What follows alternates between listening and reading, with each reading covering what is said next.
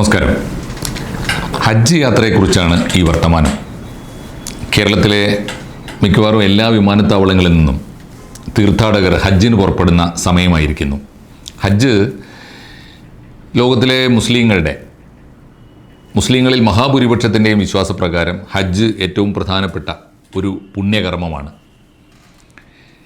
5 നേരം നിസ്കരിക്കുന്നത് പോലെ, വരുമാനമനുസരിച്ച് സക്കാത്ത് കൊടുക്കുന്നത് പോലെ, റംസാൻ മാസം മുഴുവൻ നോമ്പെടുക്കുന്നത് പോലെ വിശേഷപ്പെട്ട ഒരു പുണ്യകർമ്മമാണ് ഹജ്ജ്. ഹജ്ജ് പക്ഷേ എല്ലാവർക്കും നിർബന്ധമല്ല. സാമ്പത്തികമായും ശാരീരികമായും ശേഷിയുള്ളവർക്ക് സാധ്യമാണെങ്കിൽ എല്ലാ ബാധ്യതകൾക്കും ശേഷം ഒടുവിൽ അനുഷ്ഠിക്കാവുന്ന ഏറ്റവും പരമമായ പുണ്യകർമ്മമാണ് ഹജ്ജ് എന്നാണ് വിശ്വാസം. അതനുസരിച്ച് ഹജ്ജിന് പോകുന്നവർ എല്ലാ കൊല്ലവും ഇന്ത്യയിൽ നിന്ന് കൂടിക്കൂടി വരുന്നുണ്ട്. കേരളത്തിൽ നിന്നും വർദ്ധിക്കുന്നുണ്ട്. കേന്ദ്ര ഗവൺമെൻറ്റും സൗദി അറേബ്യൻ ഗവൺമെൻറ്റുമായി ഉള്ള കരാറുകൾ ഹജ്ജ് കോട്ട എന്ന പേരിൽ എല്ലാ കൊല്ലവും പുതുക്കി നിശ്ചയിക്കാറുണ്ട്. സൗദി അറേബ്യയിലെ മക്ക, മദീന എന്നീ പ്രധാനപ്പെട്ട മുസ്ലിങ്ങളുടെ തീർത്ഥാടന കേന്ദ്രങ്ങളിലേക്കാണ് ഹജ്ജ് യാത്ര എന്ന് എല്ലാവർക്കും അറിയാമല്ലോ.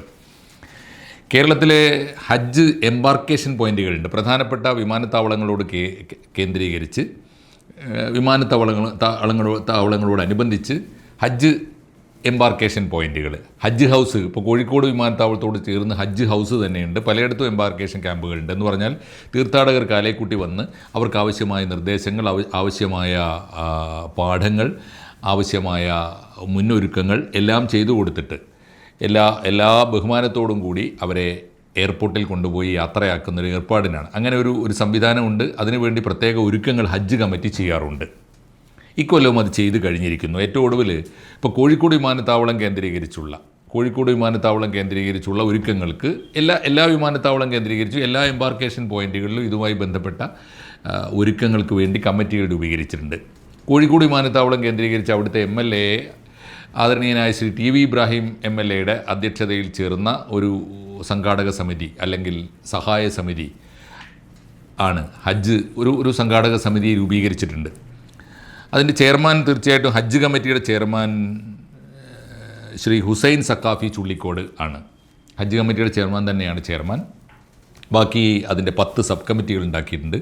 ഈ കമ്മിറ്റിയുടെ രക്ഷാധികാരികൾ തീർച്ചയായിട്ടും കേരള മുഖ്യമന്ത്രി ശ്രീ പിണറായി വിജയൻ മുഖ്യ രക്ഷാധികാരിയാണ്. കോഴിക്കോട് വിമാനത്താവളം ഉൾക്കൊള്ളുന്ന പ്രദേശത്തെ 2 MPമാർ, ഒന്ന് ശ്രീ ET മുഹമ്മദ് ബഷീർ MPയും ശ്രീ PV അബ്ദുൽ വഹാബ് MPയും രക്ഷാധികാരികളാണ്. അങ്ങനെ ഒരു ഉന്നതാധികാര കമ്മിറ്റി, അതിൻ്റെ കീഴെ 10 സബ് കമ്മിറ്റികൾ, അങ്ങനെയാണ് ഈ കമ്മിറ്റികൾ. ആ കമ്മിറ്റികളുടെ പണി വേറൊന്നുമല്ല. മെയ് 10-ാം തീയതി പുലർച്ചെ, മെയ് 10-ാം തീയതി എന്ന് പറഞ്ഞാൽ മെയ് 9-ാം തീയതി തന്നെ പുലർച്ചെ ആണ് ആദ്യത്തെ വിമാനം പുറപ്പെടുന്നത്. തുടർച്ചയായിട്ട് അത്തരം വിമാനങ്ങൾ പോയിക്കൊണ്ടിരിക്കും.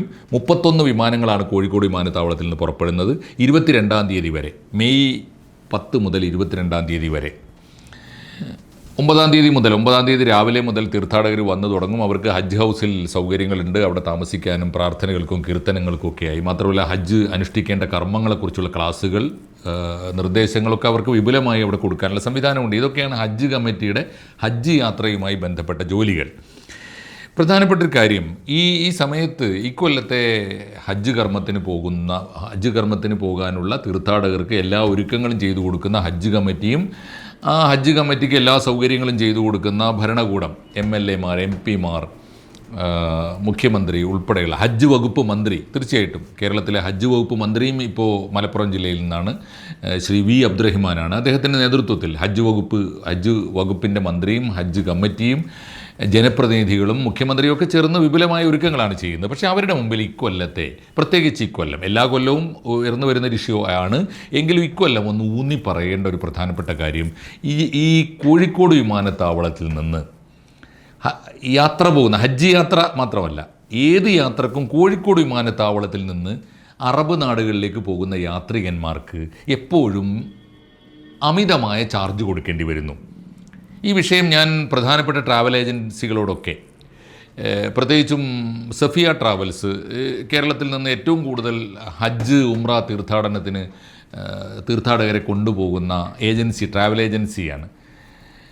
ഈ സഫിയ ട്രാവൽസിൻ്റെ ഉടമ MD ആയിട്ടുള്ള ഞങ്ങളുടെയൊക്കെ നാട്ടുകാരനും ആദരണീയനായ സുഹൃത്തുമായ ശ്രീ CP മുഹമ്മദിനോട് ഞാൻ പലതവണ സംസാരിച്ചു. അദ്ദേഹം പറയുന്നത് എന്തുകൊണ്ടാണെന്ന് അറിഞ്ഞുകൂടാ, എപ്പോഴും കരിപ്പൂരിൽ നിന്ന് അല്ലെങ്കിൽ കോഴിക്കോട് വിമാനത്താവളത്തിൽ നിന്ന് അറേബ്യയിലേക്ക് മാത്രമല്ല, പ്രധാനപ്പെട്ട ഈ ലോകത്തിലെ എല്ലാ ഡെസ്റ്റിനേഷൻസിലേക്കും ചാർജ് കൂടുതലാണ് എപ്പോഴും. ഇപ്പോൾ കൊച്ചിയിൽ നിന്നോ കണ്ണൂരിൽ നിന്നോ അറേബ്യയിലേക്ക്, അത് ദുബായിലേക്കാവാം, അത് റിയാദിലേക്കാകാം, ജിദ്ദയിലേക്കാകാം, ഈ പ്രധാനപ്പെട്ട സെക്ടറിലേക്ക്, ഏറ്റവും കൂടുതൽ യാത്രക്കാരുള്ള സെക്ടറിലേക്ക് കോഴിക്കോട് വിമാനത്താവളത്തിൽ നിന്ന് കയറുമ്പോൾ എപ്പോഴും ചാർജ് കൂടുതലാണ്. എന്തുകൊണ്ട് ഇങ്ങനെ എന്ന ചോദ്യത്തിന് കൃത്യമായ ഉത്തരവൊന്നും തീർച്ചയായിട്ടും സർക്കാരിൻ്റെ ലൈസൻസിൽ പ്രവർത്തിക്കുന്ന ട്രാവൽ ഏജൻറ്റുമാർക്ക് പരിമിതികളുണ്ടാകും. എന്തുകൊണ്ട് ഇങ്ങനെയെന്ന് ചോദിക്കുമ്പോൾ എയർപോർട്ട് അതോറിറ്റിയോട് ബന്ധപ്പെട്ടപ്പോൾ അവർ പറയുന്നൊരു കാരണം, കോഴിക്കോട് വിമാനത്താവളത്തിലേക്ക് വലിയ വിമാനങ്ങൾ വരുന്നില്ല. വലിയ വിമാനങ്ങളിൽ യാത്ര ചെയ്യുമ്പോൾ കൂടുതൽ ഒരു കാരേജിൽ തന്നെ, ഒരു വിമാനത്തിൽ തന്നെ ധാരാളം യാത്രക്കാരെ നമുക്ക് കൊണ്ടുവരാൻ പറ്റുന്നതുകൊണ്ട് ചാർജ് കുറച്ച് കൊടുക്കാൻ പറ്റും. അത്തരം വലിയ വിമാനങ്ങൾ കോഴിക്കോട് വിമാനത്താവളത്തിൽ വരുന്നില്ല. അതുകൊണ്ടാണ് അവിടെ റൺവേ വികസനം നടക്കുന്നത്, കൂടുതൽ സ്ഥലമെടുപ്പ് നടക്കുന്നുണ്ട്, വിമാനത്താവളത്തിൻ്റെ വികസനം നടക്കുന്നുണ്ട്. അതുകൊണ്ട് വലിയ വിമാനങ്ങൾ മാത്രമല്ല, വലിയ വിമാനങ്ങൾ വരുമ്പോൾ കോഴിക്കോട് വിമാനത്താവളത്തിൽ അപകടം ഉണ്ടാകുന്നു എന്നതിൻ്റെ ഒരു സൂചനയായിട്ട് ഒരു ആക്സിഡൻറ്റും തീർച്ചയായിട്ടും, ഒരു കരിപ്പൂർ വിമാനത്തിൻ്റെ ഒരു ദുരന്തവും ഉണ്ടായല്ലോ. അപ്പോൾ അതൊക്കെയായിട്ട് ബന്ധപ്പെട്ട് വലിയ വിമാനങ്ങൾ വരാത്തത് കൊണ്ടാണ്. അങ്ങനെയാണെങ്കിൽ ചെറിയ വിമാനങ്ങൾക്ക് യാത്ര ചെയ്യുന്നത് കൊണ്ടാണ്, ചെറിയ വിമാനങ്ങൾ മാത്രം കരിപ്പൂരിൽ സർവീസ് നടത്തുന്നത് കൊണ്ടാണ് ചാർജ് കൂടുന്നത്. അത് കേട്ട് ഏതാണ്ട് വിശ്വസിച്ച് വന്നതാണ് ഞങ്ങളൊക്കെ. പക്ഷേ ഈ ഹജ്ജ് വിമാനത്തിൻ്റെ ഒരു കണക്കുകൾ നോക്കുമ്പോൾ ഞാൻ ശ്രദ്ധിച്ച ഒരു കാര്യം, ഹജ്ജ് യാത്രക്കാരെയുമായി സൗദി അറേബ്യയിലേക്ക് പോകുന്ന വിമാനങ്ങൾ കൊച്ചിയിൽ നിന്നും കോഴിക്കോട്ട് നിന്നും കരിപ്പൂരിൽ നിന്നും ഒക്കെ കോഴിക്കോട്ട് നിന്നും കണ്ണൂരിൽ നിന്നും പ്രധാനപ്പെട്ട സെക്ടറുകളൊക്കെ എടുത്തോളൂ, ഈ 3 സെക്ടറിൽ നിന്നും പോകുന്നത് ഒരേ വലിപ്പത്തിലുള്ള വിമാനമാണ്. ചെറിയ വിമാനങ്ങളാണ്, ഇടത്തരം വിമാനം, 200-ൽ താഴെ യാത്രക്കാർക്ക് മാത്രം പോകാൻ പറ്റുന്ന വിമാനങ്ങളാണ്.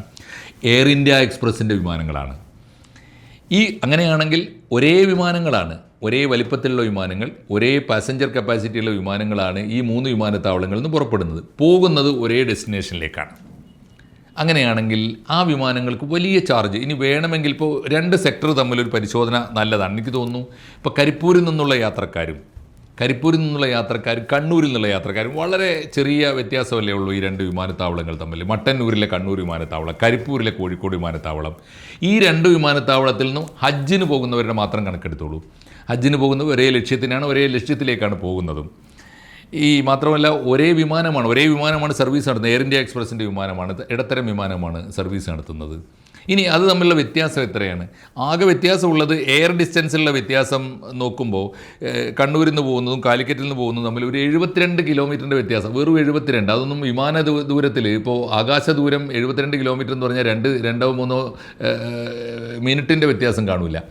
അപ്പോൾ അത്രയും ചെറിയ വ്യത്യാസമേ ഉള്ളൂ, വളരെ മൈന്യൂട്ടായിട്ടുള്ള ഡിഫറൻസേ ഉള്ളൂ. എന്നിട്ടും ചാർജിലുള്ള വ്യത്യാസം അത്ഭുതകരമാണ്. അത് വളരെ പ്രധാനപ്പെട്ട ഒരു കാര്യമാണ്. ഇപ്പോൾ ഒന്നെടുത്ത് നോക്കൂ, ഒടുവിലത്തെ കണക്ക്. കരിപ്പൂരിൽ നിന്ന് 31 വിമാനങ്ങൾ പോകുന്നുണ്ട് ഹജ്ജിന്, 5361 യാത്രക്കാരുണ്ട്. കണ്ണൂരിൽ 2 വിമാനത്താവളം മാത്രം എടുക്കാം ഒരു സൗകര്യത്തിന് വേണ്ടിയിട്ട്. കണ്ണൂരിൽ നിന്ന് 29 വിമാനം, ഏതാണ്ട് അത്ര തന്നെ വിമാനങ്ങൾ പോകുന്നുണ്ട്. അവിടെ നിന്നുള്ള യാത്രക്കാർ 4680 ശരി, വിമാനങ്ങളുടെ എണ്ണത്തിലോ യാത്രക്കാരുടെ എണ്ണത്തിലോ നമുക്ക് തർക്കമില്ല. വ്യത്യാസം കോഴിക്കോട് വിമാനത്താവളം അഥവാ കരിപ്പൂർ വിമാനത്താവളത്തിൽ നിന്ന് കയറുന്ന ഒരു യാത്രക്കാരൻ ഹജ്ജിന് പോകാൻ ജിദ്ദയിൽ ചെന്ന് ഇറങ്ങണമെങ്കിൽ ഒരു യാത്രക്കാരൻ 1,35,828 രൂപ കൊടുക്കണം. എന്നാൽ അതേ ഹജ്ജിന് ഇതേ കൊല്ലം ഇതേ എയർ ഇന്ത്യ എക്സ്പ്രസ് വിമാനത്തിൽ ഹജ്ജിന് പോകുന്ന ഒരാൾ കണ്ണൂരിൽ നിന്നാണ് കയറുന്നതെങ്കിൽ അയാൾ കൊടുക്കേണ്ടി വരുന്നത് വെറും 94,248 രൂപയാണ്. 94,248. എത്രയാണ് വ്യത്യാസം? 41,580 രൂപ. ആലോചിച്ച് നോക്കൂ, 1,00,000 രൂപയുടെ വ്യത്യാസം. എവിടുന്ന്? കോഴിക്കോടും കണ്ണൂരും തമ്മിൽ വ്യത്യാസം. എയർ ഡിസ്റ്റൻസ് വളരെ നാമമാത്രമായ, വളരെ ചെറിയ എയർ ഡിസ്റ്റൻസ് മാത്രമേ ഉള്ളൂ. എന്നിട്ടും 42,000 രൂപ അധികം കൊടുക്കേണ്ടി വരുന്നു. എന്തുകൊണ്ട് ഈ ദുർഗതി കരിപ്പൂർ വിമാനത്താവളത്തിലെ യാത്രക്കാർക്ക് മാത്രം വന്നു ചേരുന്നു? പ്രധാനപ്പെട്ട ചോദ്യമല്ലേ അത്? അതിന് ഉത്തരമില്ല, ആർക്കും ഉത്തരമില്ല. പലയിടത്തു നിന്നായി പലരും പറയുന്ന ഉത്തരങ്ങളുണ്ട്. ആ ഉത്തരങ്ങളെ ക്രോഡീകരിച്ച് ഒരു നിഗമനത്തിലെത്തിയാൽ ഏതാണ്ട് ഇങ്ങനെയാണ്. കേരളത്തിലെ മറ്റു പ്രധാനപ്പെട്ട വിമാനത്താവളങ്ങളൊക്കെ സ്വകാര്യ മേഖലയിലോ അർദ്ധ സർക്കാർ മേഖലയിലോ ആണ്. തിരുവനന്തപുരം വിമാനത്താവളം പൂർണ്ണമായും അദാനിയുടെ നിയന്ത്രണത്തിലാണ്. കൊച്ചി വിമാനത്താവളം സിയാലിൻ്റെ നിയന്ത്രണത്തിൽ എന്ന് പറഞ്ഞാൽ സ്വകാര്യ കമ്പനിയുടേതാണ്. കണ്ണൂർ വിമാനത്താവളവും അങ്ങനെയാണ്. ഇന്ന് പബ്ലിക് സെക്ടറിൽ നിലനിൽക്കുന്ന ഒരേ ഒരു വിമാനത്താവളം കോഴിക്കോട് വിമാനത്താവളമാണ്. കോഴിക്കോട് വിമാനത്താവളത്തിൽ പല പല കാരണങ്ങൾ പറഞ്ഞ് വലിയ ചാർജ് കൂട്ടിക്കൊണ്ടേയിരിക്കുകയാണ്. എപ്പോഴും കൂടുതൽ ചാർജ് വാങ്ങുക. അങ്ങനെ കോഴിക്കോട് വിമാനത്താവളം നഷ്ടത്തിലാക്കുക എന്നൊരു അജണ്ട എവിടെയൊക്കെയോ പ്രവർത്തിക്കുന്നുണ്ടോ? നഷ്ടത്തിലാക്കിയാൽ ആ നഷ്ട റിപ്പോർട്ട് വെച്ച് അല്ലെങ്കിൽ കോഴിക്കോട് വിമാനത്താവളത്തിലേക്ക് ആളുകളെ ആകർഷിക്കാതെ 500,000 രൂപ ലാഭം കിട്ടുമെങ്കിൽ ആരാണ് കോഴിക്കോട്ട് നിന്ന് കണ്ണൂരിലേക്ക് ടാക്സി വിളിച്ച് പോയാൽ പോലും അവിടുന്ന് കയറിപ്പോവില്ലേ ആളുകൾ? അതിനേക്കാൾ അതുപോലെ തന്നെ വലിയ വ്യത്യാസമുണ്ട് എങ്കിൽ നെടുമ്പാശ്ശേരി വിമാനത്താവളത്തിലേക്ക് പോകില്ലേ ആളുകൾ? അങ്ങനെ കരിപ്പൂരിൽ നിന്നുള്ള വിമാനയാത്രക്കാരുടെ എണ്ണം കുറയ്ക്കുക, അതുവഴി കരിപ്പൂർ വിമാനത്താവളം പതുക്കെ നഷ്ടത്തിലാണെന്ന് വരുത്തുക. നഷ്ടത്തിലായ വിമാനത്താവളം നടത്തിക്കൊണ്ടു പോവുക എന്നത് സർക്കാരിൻ്റെ ഉടമസ്ഥതയിലായതുകൊണ്ട് അതൊരു വലിയ ബാധ്യതയായി തീരുക. അതൊഴിവാക്കാൻ ഈ വിമാനത്താവളത്തെ വിൽപ്പനയ്ക്ക് വെക്കുക. അതുകൊണ്ട് കേരളത്തിലെ ഒരേ ഒരു പബ്ലിക് സെക്ടർ വിമാനത്താവളം കൂടി സ്വകാര്യ മേഖലയ്ക്ക് വിൽക്കാനുള്ള ഒരു അജണ്ട ഇതിൻ്റെ പിന്നിലുണ്ടോ എന്ന് സംശയിച്ചാൽ ആരെയും കുറ്റപ്പെടുത്താനാവില്ല. ഈ സമയത്ത് പൊതുജനങ്ങൾക്ക് വേണ്ടി നമുക്ക് നിർദ്ദേശിക്കാനുള്ള പ്രധാനപ്പെട്ട ഉത്തരവാദിത്വം, നിങ്ങൾ ഈ ഹജ്ജിന് പോകുന്ന ഹജ്ജിന് സൗകര്യങ്ങൾ, ഹജ്ജ് കമ്മിറ്റിക്ക് ഹജ്ജിന് സൗകര്യങ്ങൾ ചെയ്തു കൊടുക്കുന്ന യാത്രക്കാർക്ക് സൗകര്യങ്ങൾ ചെയ്തു കൊടുക്കാൻ വേണ്ടി വിപുലമായ ഒരുക്കങ്ങൾ രാവും പകലും കഷ്ടപ്പെട്ട് നടത്തുന്ന അതിൻ്റെ സംഘാടക സമിതിക്ക്, അതിന് നേതൃത്വം നൽകുന്ന MLA MP-മാരുൾപ്പെടെയുള്ള ജനപ്രതിനിധികൾക്ക്, ബഹുമാന്യനായ ഹജ്ജ് വകുപ്പ് മന്ത്രി ശ്രീ V. അബ്ദുറഹിമാന്, ഒപ്പം മുഖ്യമന്ത്രി പിണറായി വിജയനോട് കോഴിക്കോട്ടുകാർ, പ്രത്യേകിച്ച് കോഴിക്കോട് വിമാനത്താവളത്തിൽ നിന്ന് എളുപ്പത്തിൽ വിമാനം കയറി പോകാവുന്ന എല്ലാ യാത്രക്കാരും, പ്രത്യേകിച്ച് ഹജ്ജിന് പോകുന്ന തീർത്ഥാടകരും ചോദിക്കേണ്ട ആദ്യത്തെ ചോദ്യം, നിങ്ങൾ ഞങ്ങൾക്ക് ആവശ്യമായ എല്ലാ സൗകര്യങ്ങളും ഒരുക്കവും ആദരവും യാത്രയയപ്പും ഒക്കെ നൽകുന്നുണ്ടല്ലോ, അതിനേക്കാളൊക്കെ എത്രയോ വലുതല്ലേ ഞങ്ങൾക്ക് ഏതാണ്ട് 42,000 രൂപയുടെ അധികം ഞങ്ങളോട് ഈടാക്കുന്നതിൻ്റെ അനീതി എന്താണ്? ആ അനീതിക്ക് എന്താണ് പരിഹാരം? അത് പരിഹരിക്കാൻ ഞങ്ങളല്ലല്ലോ, നിങ്ങൾ തരുന്ന ഈ ഞങ്ങൾക്ക് തരുന്ന ശീതളപാനീയങ്ങളെക്കാൾ, ഞങ്ങൾക്ക് തരുന്ന സാന്ത്വനത്തേക്കാൾ, ഞങ്ങളെ യാത്രയാക്കുന്നതിനേക്കാൾ, ഞങ്ങൾക്ക് വേണ്ടി പ്രാർത്ഥിക്കുന്നതിനേക്കാൾ, ഞങ്ങൾക്ക് കീർത്തനങ്ങൾ പഠിപ്പിച്ചു തരുന്നതിനേക്കാൾ പ്രധാനമല്ലേ